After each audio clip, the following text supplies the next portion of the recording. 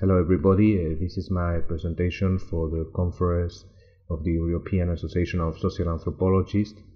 The title of my presentation, of my paper, is Bringing Together the Sacred and the Profane, Asian Ethnographic Rhizomes in the Cinema of Apichatpong Weerasethakul. So here I have a brief index of my presentation. That it is an ongoing project of research, so this is just a brief snapshot of my work that is going on now. Firstly, I would like to talk about briefly about Deleuze's concept of rhizome, then of my own concept built following the Deleuze framework, which is the concept of the ethno-cinematographic rhizome. Then I'll apply my concept to the Cinema of Apichatpong Weerasethakul, and then later, the last part of the presentation is going to be an application to the topic of the sacred and the profane in the Thailand region of Isan. Okay.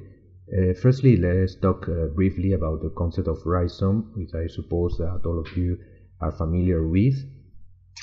Okay, it's a concept. It comes from the book A Thousand Plateaus from Deleuze and Guattari, even if also Guattari was co-author of this book. It's the main proper concept from that, let's say, from Deleuze, that he also applied in other parts of his work. It is an image of thought, as he said, that he took from botany. And the idea is that the rhizome is a kind of epistemological model opposed to the model of the tree or the root. I mean, it is based on a hierarchical and on a not hierarchical structure. I mean, it's based on a horizontal structure, also called by them the plane of immanence, and it is opposed to the hierarchical structures of the tree root opposed image. The idea is that any point of the rhizome can be connected to anything, to any other, and must be. The main characteristics of the rhizome are the multiplicity and the heterogeneity within a coherent system. There is lines of segmentarity. I mean, a part of the rhizome is lines of territorialization, organization, stratification, but the important point there is there's always what he called lines of flight or lines of deteriorization inside the rhizome, which made the rhizome a constantly open system, a dynamic open system which is changing at any time and cannot be reduced, as he said, to the one, but not also to the multiple. The concept of assemblage is so related to the concept of rhizome. The rhizome, in fact, is an assemblage of heterogeneous parts that can evolve and mutate. It is multiplicity and not reducible to a single logic. The parts of the assemblage are characterized by relations of exteriority, and the assemblage is emergent, multiple, made by combination and recombinations of autonomous elements, one and multiple at the same time. There is a definition of the two sides of the assemblage, again, the lines of stratification, the lines of territorialization, and then the lines of flight.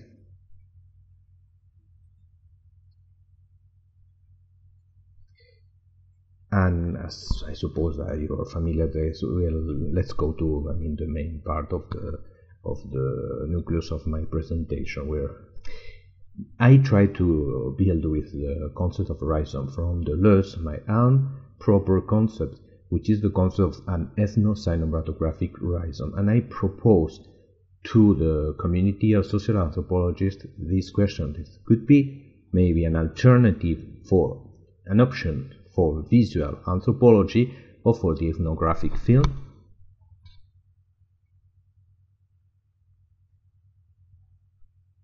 The rhizome initially, as a concept or as a model, as an image of thought, was thought by Deleuze in order to apply to the philosophy, to the thinking, or to science in general. But he also opened the door to be applied to art, music, literature, for example. So here I try to apply it to the cinema. In that case, I choose the cinema of Asian countries that seek to show non-Western cultures, and this is why I try to build a concept of ethno-cinematographic rhizome. A cinematographic rhizome trying to show, let's say, non-Western indigenous cultures. Here is a definition from an article that this year I published in a journal in the University Complutense of Madrid, where I say that the ethnographic rhizome is an aesthetic rhizome which is a mixed or assemblage of image, sound, and time, and which focus points toward the presentation of a social and an ethnological world of a human group. It is an ethnographic and cinematographic rhizome because it combines cinema and ethnography without hierarchizing one dimension of the other, and without, of course, objectifying itself as ethnographic cinema. The ethno-cinematographic rhizome will seek to express a given social reality, but without following a rational fixed point and a narrative or meaning tree hierarchy. It could be an assemblage of heterogeneous, realistic and fantastic elements, rational and non-rational, human and non-human, seeking to express a complex cultural reality in today's global era. Following the Deleuze philosophy, we'll say that it's a map to explore a cultural reality and not an objective copy. It's not a representation of a world, but a presentation, and not made through concepts like in philosophy or in science, but through percepts like art, appealing to the perception of the feelings of the spectator. Using the expressive freedom that art brings, it opens up to the exploration of hidden, dreamlike and mystical dimensions of the culture of people. Let's say this is the lines of flight of the territorialization within the realistic description of social realities, lines of territorialization.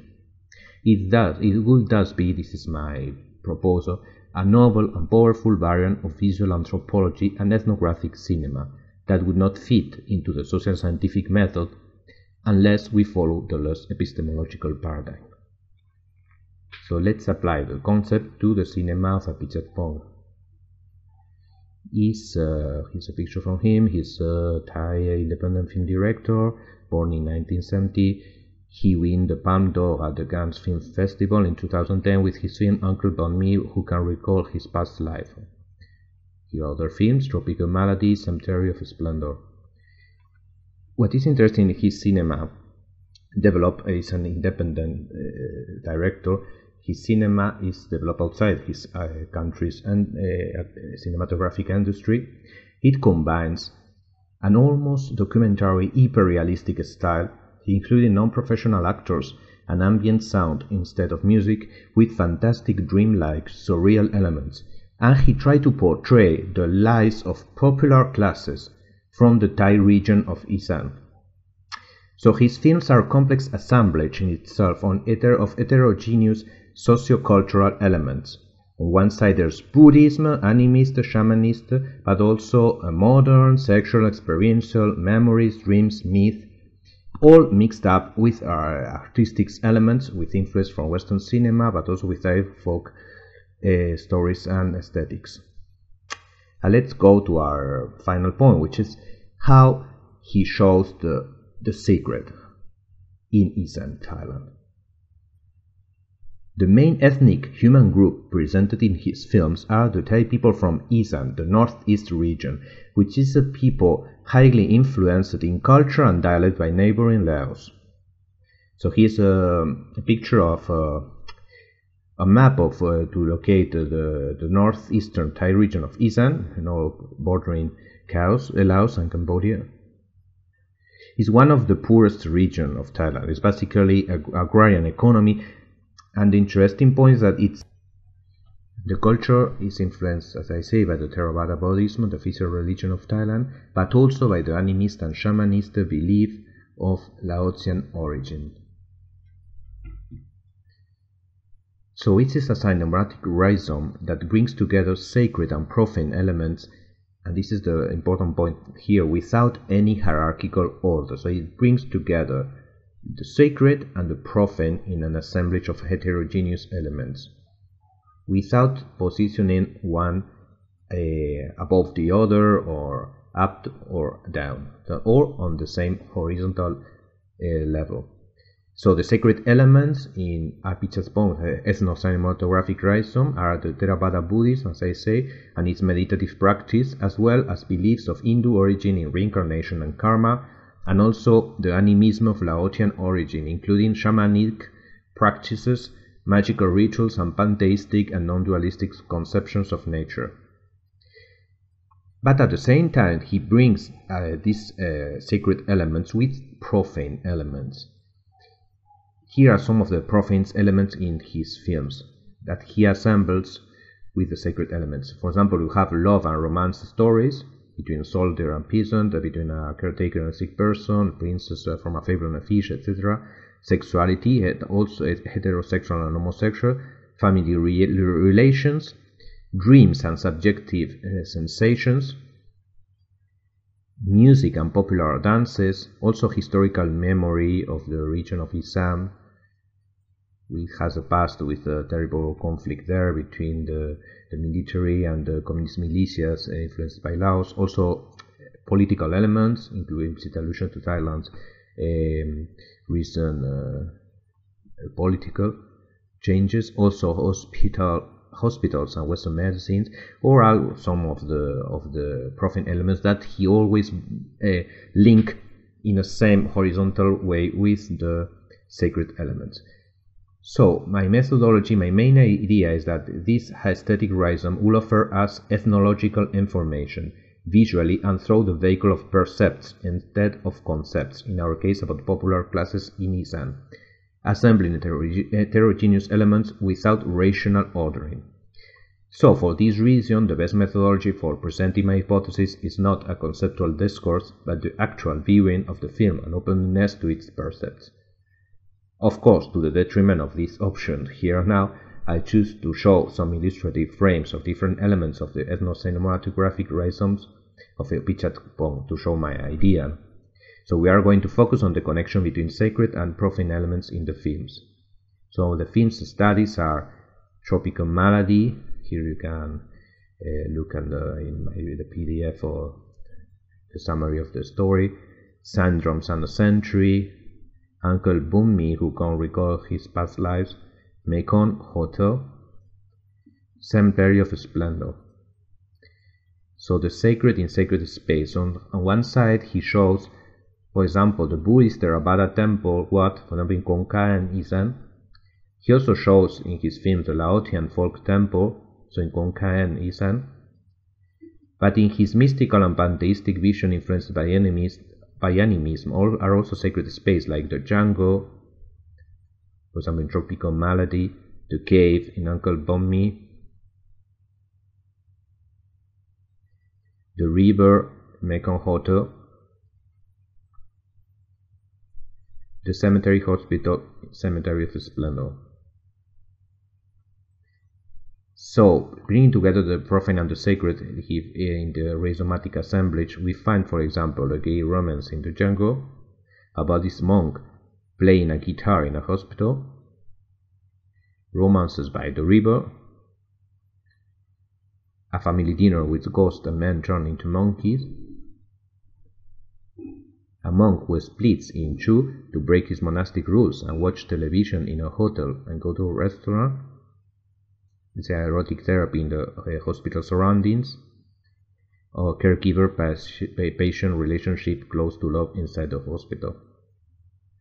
For example, this one, eating and talking with Laotian folk goddesses.